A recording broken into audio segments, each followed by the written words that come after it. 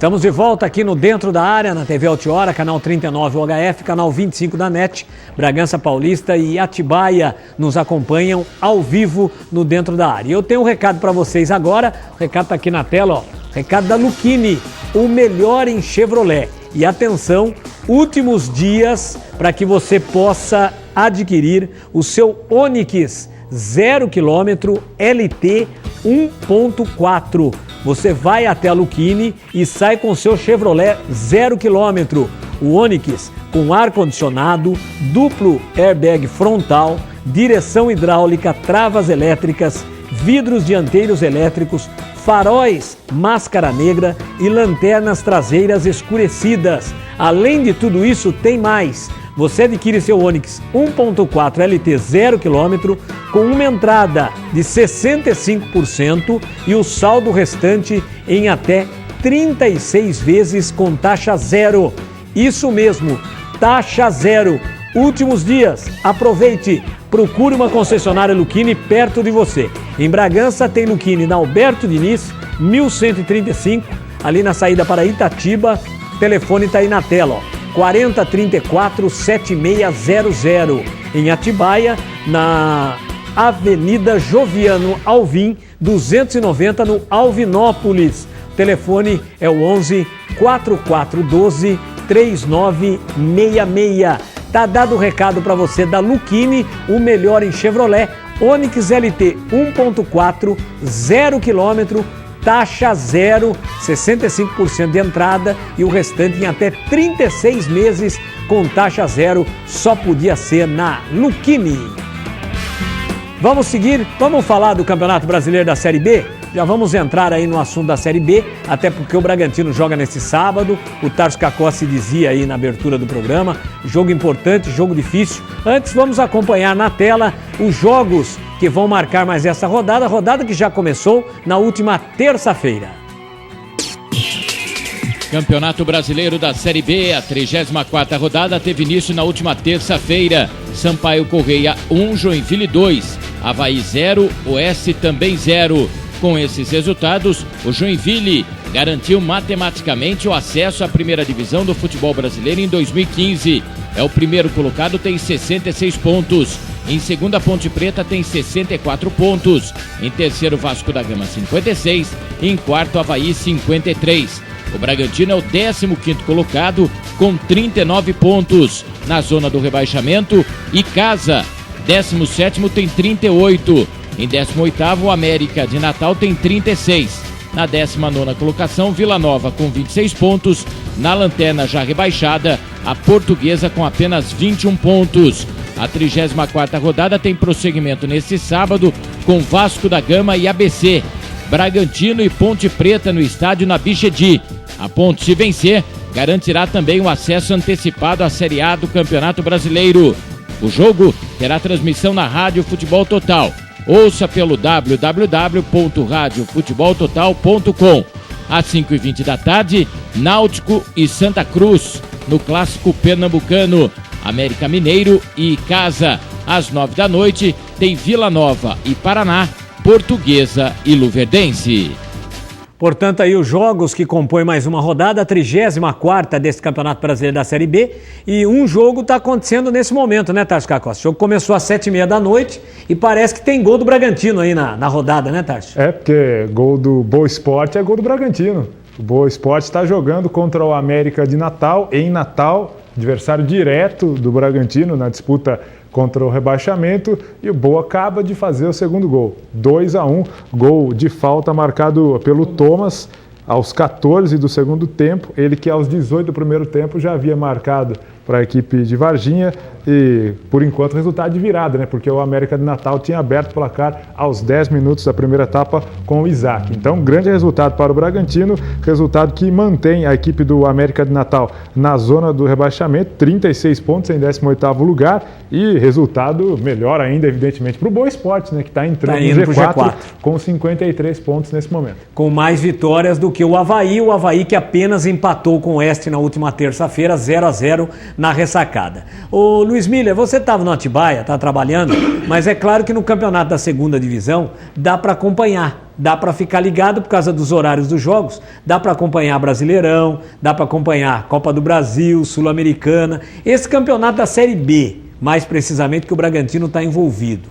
Aquilo que você conhece das equipes, até porque você trabalhou muito já nesse campeonato, ao lado do Roberto Fernandes, por aquilo que você está vendo das equipes e por aquilo que nós temos a jogar. Quem pode chegar junto com Joinville, Ponte e Vasco? Porque esses três vão chegar. O Vasco, nem que seja na base do empurrãozinho lá, ele vai chegar. Quem pode ser o quarto time? E lá embaixo, como é que vai ficar a coisa? Palpite só, tá? Como você falou, eu ano passado eu estava mais ou menos nessa situação que está o América de Natal, lá com o Roberto no ABC. O ABC estava praticamente rebaixado e nós assumimos faltando, como o Brasil todo já dando, como o Vila Nova hoje é dado como o certo descenso.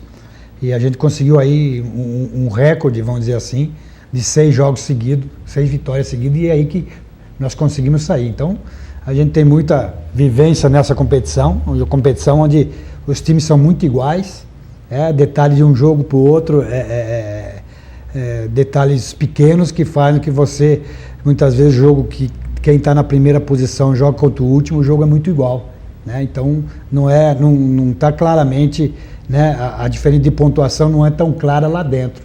É mais uma situação de momento que fez com que essa diferença fosse tão grande. Então, eu acho que hoje, como você falou, os 3 estão dentro, Joinville, Ponte e Vasco.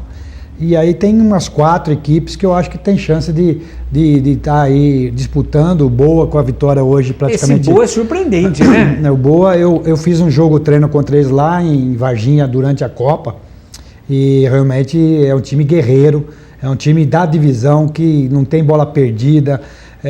Grupo de jogadores, vamos dizer assim, operários, que é aquele negócio que muitas vezes você consegue, em times menores assim, formar um grupo muito homogêneo, muito que se entrega em jogos, e você vê o Boa complicando jogos aí que nunca ninguém imaginava que faria resultado, principalmente em alguns jogos fora de casa. Então, a gente jogou contra eles, eu vi, quando eu estava, como você falou, a gente estava trabalhando no Atibaia, todo jogo do Bragantino eu ia ver.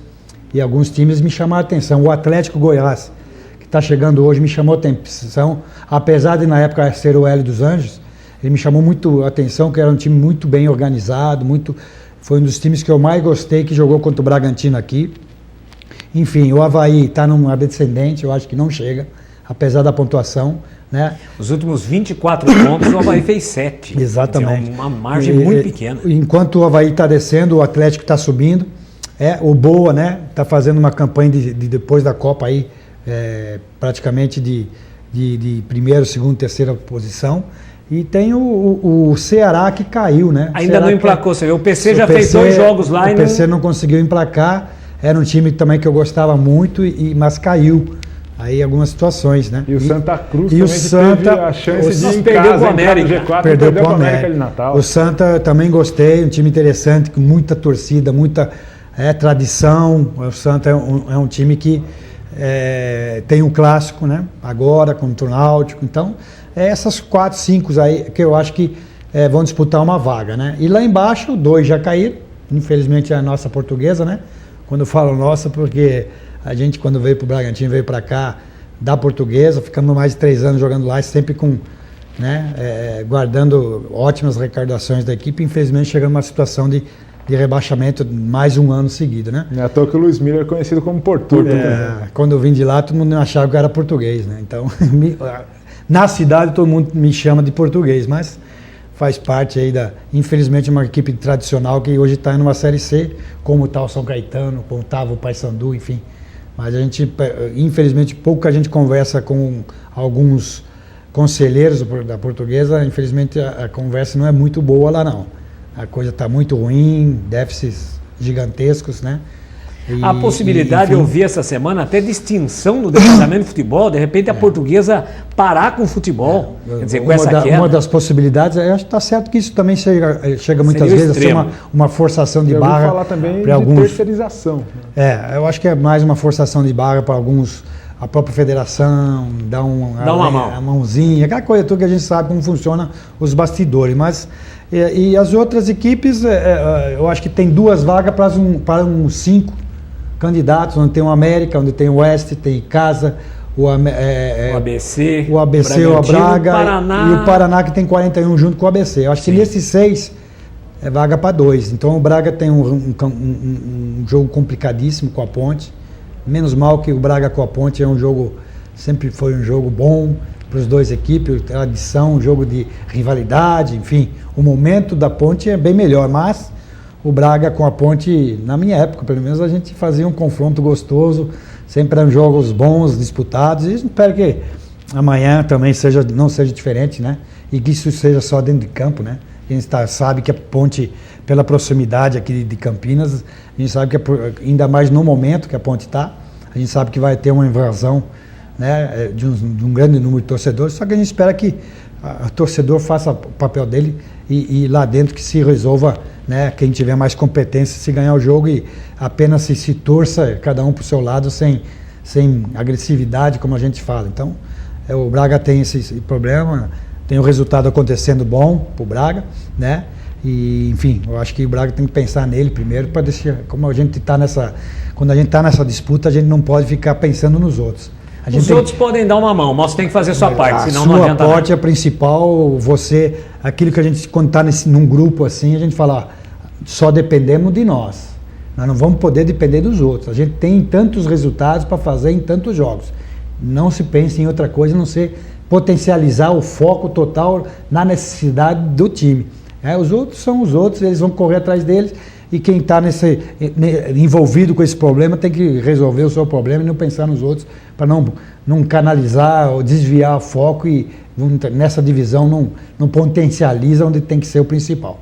Sem dúvida alguma. E, inclusive, o Bragantino já foi beneficiado com o empate do Oeste, apesar de ser um resultado que muitos davam como o Avaí ganhando, mas com o empate o Oeste não ultrapassou. Chegou na mesma pontuação do Bragantino, mas perde no número de vitórias. E esta derrota parcial do América de Natal, a confirmar, é um resultado que o Bragantino não entra na zona do rebaixamento, independente do que acontecer no jogo dele com a Ponte Preta. Então isso dá uma tranquilidade maior também. Porque a pressão para o time do Bragantino seria maior se você entra em campo sabendo que o Oeste já te passou, que o América já te passou, entendeu? Isso aí dá uma pressão muito maior. Com relação ao que o Miller falava aí da Ponte Preta, eu me lembro de um jogo só, um jogo que não foi lá muito grande coisa não, uma quarta-feira à noite em Campinas, em 1990, 3-0 pro Braga, Luiz Miller e Mário Maguila. Vocês fizeram chover aquela noite em Campinas, hein? Literalmente. E que chuva e que baile. Eu acho que foi a principal partida na história, desde os clássicos da década de 50, de 60, que eu não acompanhei, que eu ouço meu pai falar e contar histórias desse clássico, Braga e Ponte, mas esse jogo no Majestoso foi, olha... Só quem estava lá jogando ou assistindo, como eu estava, pode ter a lembrança que jogo. Esse ataque também ficava mais fácil, né? Foram 2 jogos memoráveis. A partir desse jogo que a gente... E Itu também 3-0. A partir desse jogo que a gente sentiu, o grupo sentiu que tinha condição de chegar. Porque não é fácil você enfrentar uma Ponte lá. E com a autoridade que a gente ganhou, o grupo sentiu que realmente tinha potencial para chegar numa coisa maior. E dali o time foi crescendo e chegou a ser campeão paulista. Então... E um detalhe, né? Naquela época, às vezes, hoje o torcedor, a gente para conversar, para analisar, e todo mundo diz o seguinte, por exemplo, no último Campeonato Paulista, o Bragantino cedeu para os jogos contra os chamados grandes, esteve aqui em Bragança o São Paulo, e esteve aqui em Bragança, não, acho que só o São Paulo, né? Que veio aqui em Bragança no Campeonato Paulista. O Corinthians, esse ano. No Campeonato Paulista, só São Paulo. Foi isso mesmo, só o São Paulo. E o Bragantino cedeu a arquibancada dos fundos, que é a arquibancada normal e destinada aos visitantes, a parte coberta dos visitantes, e aí houve aquele impasse que o torcedor do Bragantino não pôde sentar no chamado puleiro. E aí houve todo um empurra-empurra daqui, empurra-empurra de lá. A Polícia Militar oficialmente disse que o Bragantino solicitou que aquele espaço fosse reservado à torcida do São Paulo.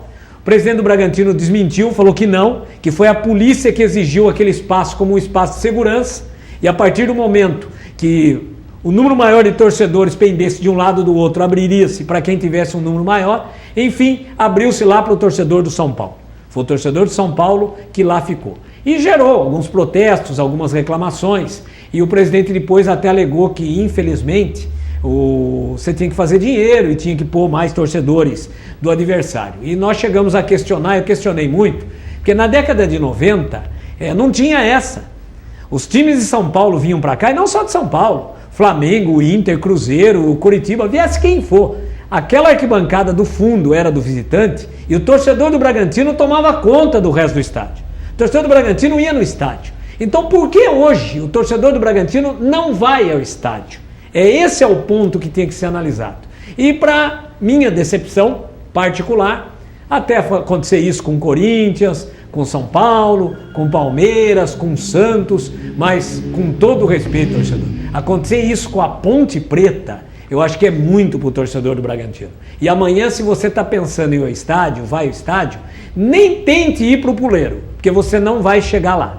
A Ponte Preta recebeu uma carga de 3 mil ingressos, da qual o presidente do Bragantino disponibilizou, com preço igual que você paga aqui também, tá? Podia ganhar um pouquinho mais de dinheiro. O presidente do Bragantino está sempre precisando de dinheiro, podia cobrar um pouco mais, que é jogo festivo para a Ponte, era a hora de reforçar. Não, o mesmo valor de ingresso. Para minha surpresa, o torcedor vai comprar esse ingresso de R$40,20 meia entrada, pode sentar até na coberta, aquela coberta lá. Será que o torcedor do Bragantino que paga 40 também pode sentar na coberta? Porque o da Ponte vai poder sentar na coberta. Mas tudo bem.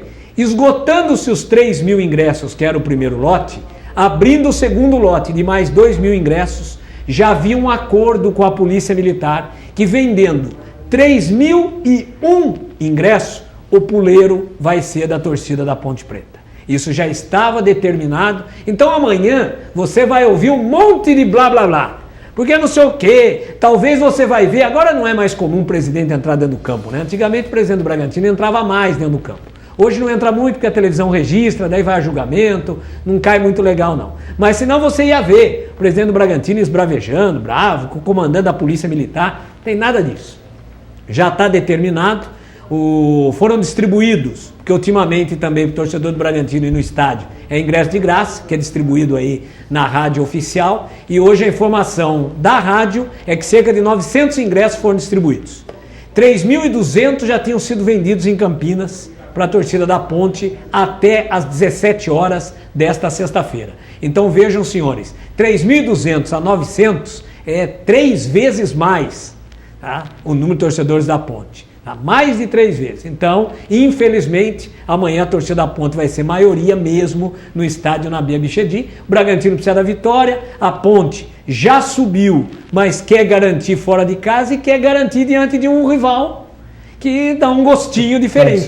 Tá? Se a Ponte puder ganhar do Guarani, subir e ser campeão, muito melhor. Se puder ganhar do Bragantino, do Paulista de Jundiaí. São jogos aí regionais e que envolvem muita rivalidade. Então, isso infelizmente vai acontecer nesse sábado à tarde no Nabi Chedi. Atualizando aqui o resultado da Série B, gol do Bragantino, quer dizer, do Boa Esporte. Mais um. 3-1 dele, Fernando Caranga, aos 25 do segundo tempo. Bom jogador. Boa Esporte cada vez mais próximo de confirmar a vitória contra o América de Natal. E em relação a esse aspecto da torcida, lamentável, né? E a desculpa já está armada.